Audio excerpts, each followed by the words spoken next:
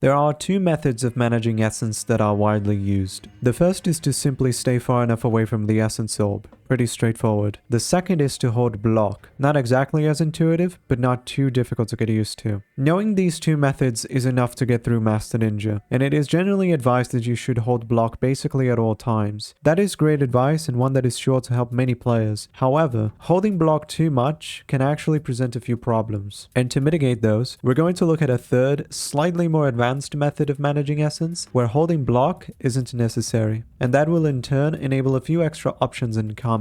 This method involves taking advantage of the fact that Ryu won't absorb essence during an attack animation, a concept that is quite easy to understand and visualize, but can be difficult to put into practice. You're seeing how this looks like in isolation. Taking advantage of this mid-combat can prove challenging. It's important to be mindful of when and how these attacks are performed, so that the essence isn't absorbed accidentally in the heat of battle. You can't simply let go of block at any time and start attacking. You actually need to have your offense set up in specific ways. But before we explore that in greater detail, let's think about what problems holding block can cause, so we may understand not only why it's useful to let go of block depending on the situation, but also how essence management affects the overall dynamic of the combat in Ninja Gaiden. The most notable problem with holding block at all times is that you don't have as much freedom to do some of your moves. For example, you aren't allowed to go for a windmill slash or Azure Dragon immediately after a roll. Tactics that are extremely helpful that now cannot be performed without absorbing the nearest essence orb. You aren't completely prohibited from doing these attacks while holding block, as they can still be performed from an on-landing. But sometimes you simply aren't in a spot where you can go for something like this, as that would take time. And there's also another problem. You're prevented from throwing shurikens, which can feel restrictive for an advanced player who likes to add a bit of extra flair to their playstyle every now and again. This can at times lead to an awkward situation where having essence in the arena feels somewhat disadvantageous, and getting multiple essence orbs in play can feel clunky, because you keep absorbing essence nearly every time you try to secure kills for UTs. That is precisely the problem we need to mitigate. How can we create more elaborate offensive plays utilizing grounded combo strings and shuriken cancels without absorbing essence? One of the easier ways of achieving this is to begin attacking before the essence appears, or start a combo string from far away like in the isolated examples shown earlier. But if essence is already in play, then it becomes more challenging. When you can't go for those strategies, then what you want to do is buffer your attacks. To put it simply, you want to do the input for the desired attack during the animation of another attack. Let's look at some practical examples. I'll start with the one that is perhaps the easiest to observe in action, and that is counterattacks.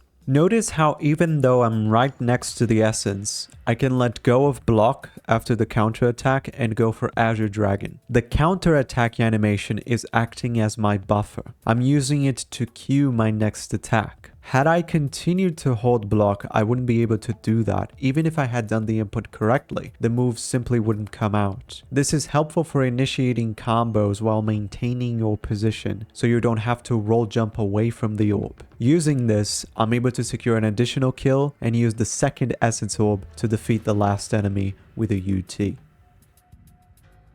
Having this baseline understanding of how the mechanic works should make the next few examples easy to comprehend as well. Other situations where the same concept can be applied include after wall attacks, after guillotine throw, after ET,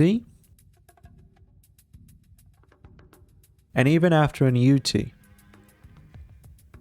So why would you want to do this? Although this particular method of managing essence doesn't see as much use as the other methods, having the knowledge of these three methods and combining them can greatly contribute to giving you a lot more control in a fight, therefore giving you a bit more room to make creative plays. And it will assist you in getting into a rhythm when using essence, which just so happens to be one of the purposes of this mechanic. Most Ninja Gaiden players are already familiar with the different strategic choices that the essence essence mechanic presents to them whenever an enemy is defeated. If they drop yellow essence, you need to decide if you want to try to get an additional one for a UT, if you want to try to use it now for an ET, or if you want to collect it normally for that extra bit of cash. If they drop blue essence, you need to decide if you want to heal or to unleash a devastating attack with it. The topic of balancing is also often brought up when thinking about essence, and not without good reason. After all, it's very noticeable that using essence to chain UTs is quite strong. Asking whether or not that synergy should exist in the first place is honestly a fair question in my opinion, and an interesting discussion to have. But what I wanted to showcase today is the fact that the essence mechanic, in addition to what's common knowledge, also influences decision making in other more subtle ways. It affects your positioning. Fighting right next to an essence orb is going to put a little bit more restraint on your gameplay. Fighting far away from it can give you extra freedom, but you might not be able to utilize or even see that essence orb in time. And because controlling essence is done primarily with the guard button, that in turn has an effect on your entire moveset. You aren't able to move around as freely, requiring movement to be more precise and deliberate. And the way you engage enemies is altered just enough to go basically unnoticed, but not without making a difference. If you've ever wondered why it always feels so tempting to go for an on-landing UT every time there's essence, that isn't just because of how effective of a strategy that is. That may be the main reason,